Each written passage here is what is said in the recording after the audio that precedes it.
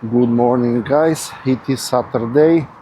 I survived the 7 bars for craft beer that I tested yesterday.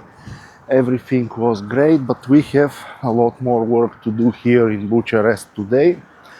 I will focus on the socialist past of the country today and also the so-called Belle Epoque, which was the time between the liberation of Romania from Ottoman rule around 1866 and the First World War, the so-called good times when they had great prosperity. Some of the objects that you are gonna see today are from that time. So let me first find a place to eat because it is around 11 a.m. and I'm hungry, and after that I will slowly start the cultural program.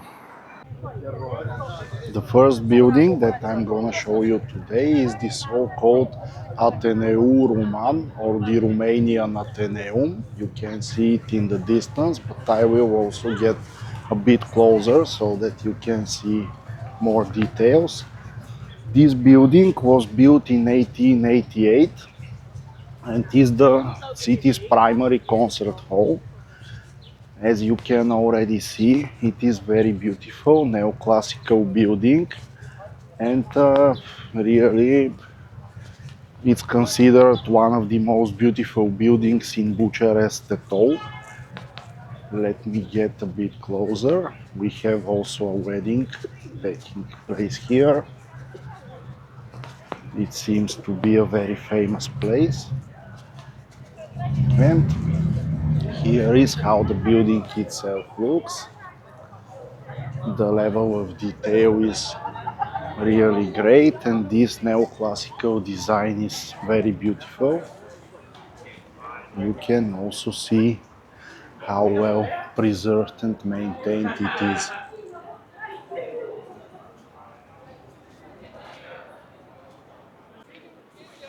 What you see in front of me is the Revolution Square, the place where the Romanian Revolution took place in 1989, and this led to the fall of Nicolae Ceausescu.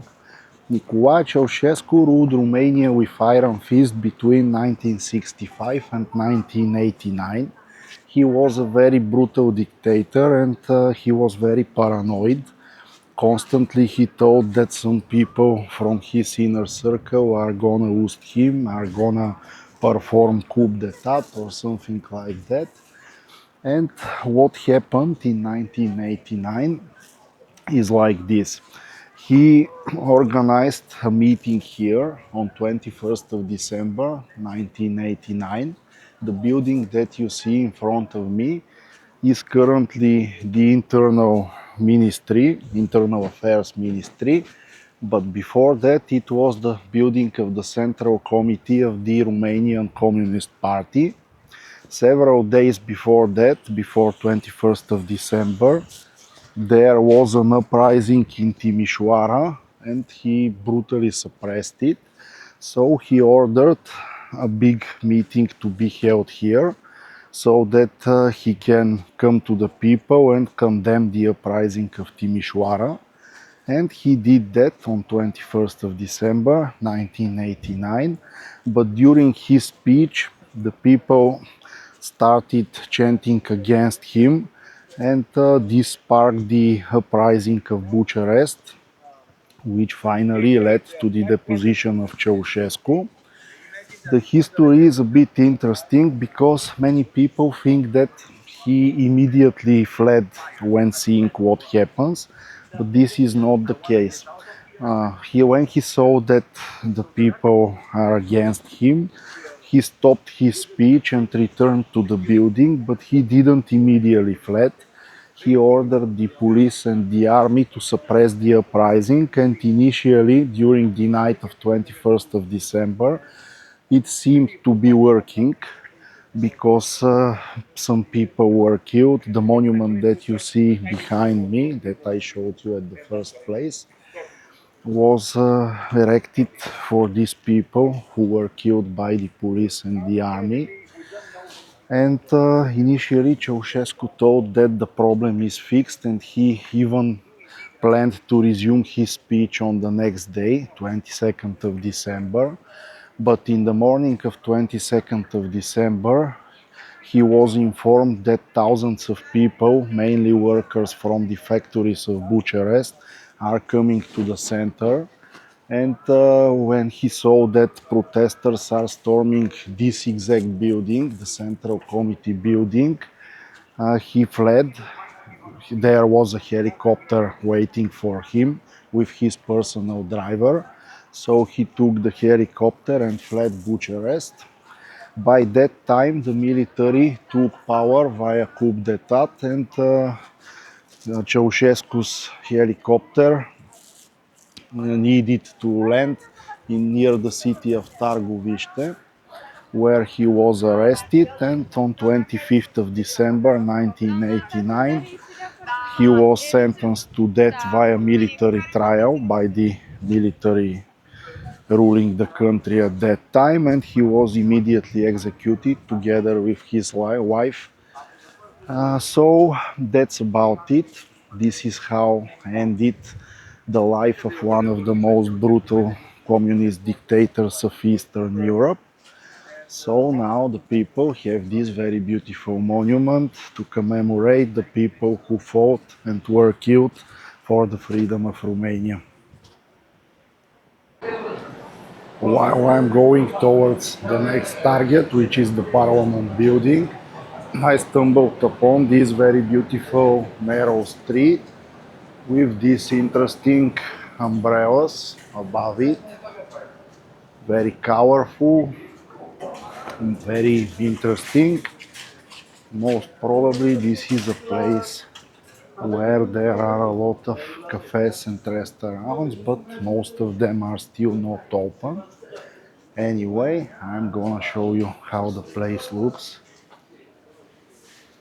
Very, very good art idea, definitely. Nicolae Ceausescu was not only very paranoid, but he also liked the huge mega projects. He always wanted to have the biggest and greatest.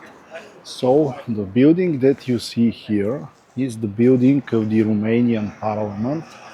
It was built by the time when Ceausescu ruled the country, and it is the second biggest administrative building in the world. You can clearly see the scale, the sheer size of this structure. It has over 1,000 separate rooms. It has an area of more than 365,000 square meters, and it is 85 meters high. So you can clearly see this very typical brutalist architecture example, maybe the greatest example of all of them. Here is the Parliament building from another angle, so that you can fully see the size of this. I can only imagine the amount of resources that were needed to build this, and after that to support it.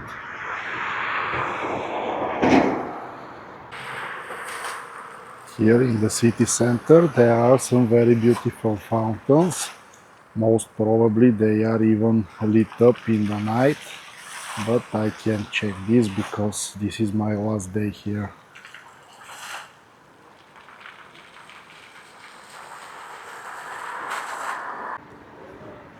This fast food chain called Luca is very famous, and the most famous food that they offer is this thing here, which is called Kovri Luca. It is bread dough with sausage inside, which is baked. It's not something too fancy, but it is delicious, and the price of it is just 6 lei, which is something like 1.2 euro, something like that. On my way towards our next object, I'm going through this very beautiful park, which is called Park Mihai I. Mihai I was one of the kings that ruled Romania in the past, so the park has its name. As you can see, this is more like a normal park, not like the one that I showed you yesterday in the center, which was very well maintained. This one is also well maintained, but it is more like our parks that we have in Sofia, more wild if you can call it like this. But anyway, even here it is extremely clean, so definitely the municipality does pretty good job.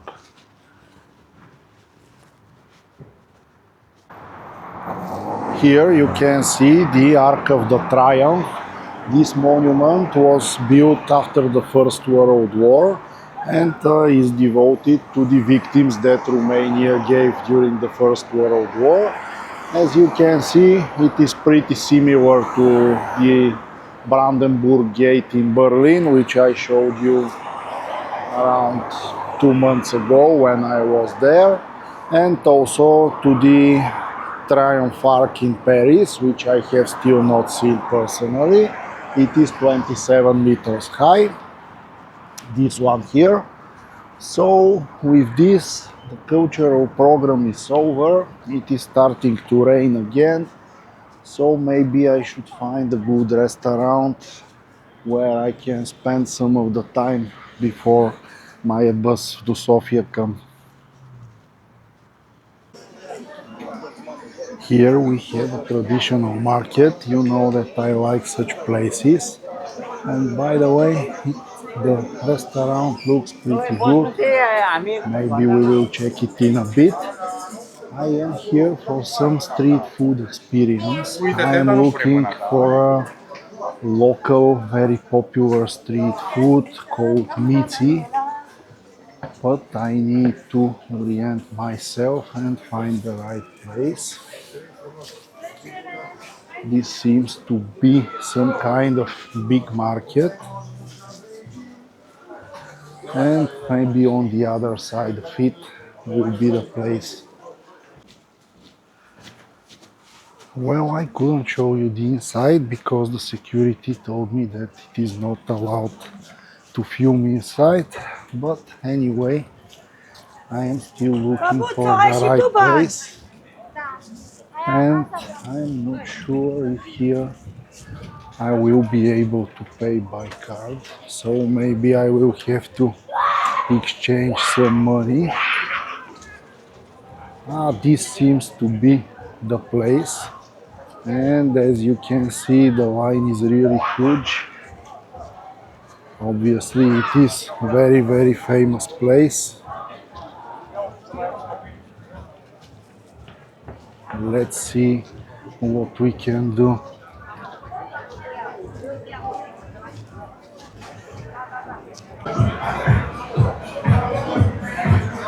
And just look what I saw here. Local craft beer, Zaganu. This is one of the places where we were yesterday. The first one, in fact, where I tasted their New England IPA. I will also have some food, which is being prepared now. So let me find a place to sit and show you what I got. Let me put you on a tripod first. Okay. This is their standard IPA, the Zaganu one. Let's check it. It is pretty well balanced IPA. I like it. It's not too strong, just what I need. Okay, let's check also the brown ale of Zaganu.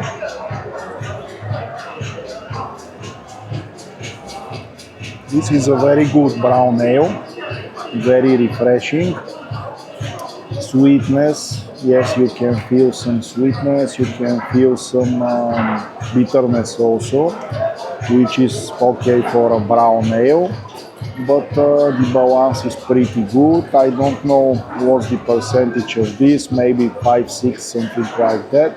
But it is definitely a white beer and a very well made one. It's like dry stout, but with a little bit more sweetness. So guys, it is time for more food and drink. Let me show you what I got. This is some extremely well looking pork. Let's check it.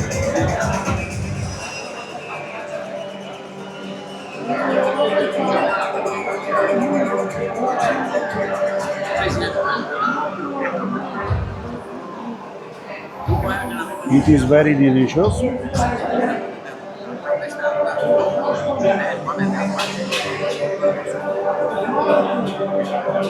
Very well cooked. And here we also have some kind of local sausage.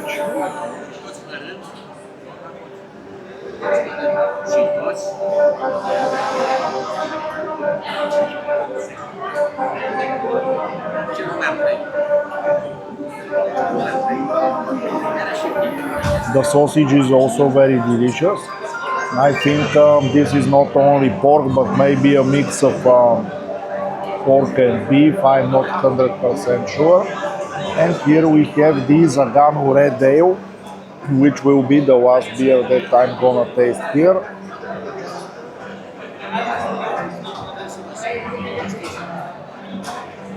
Just like all other beers of Zaganu that I tested, this one is also very good.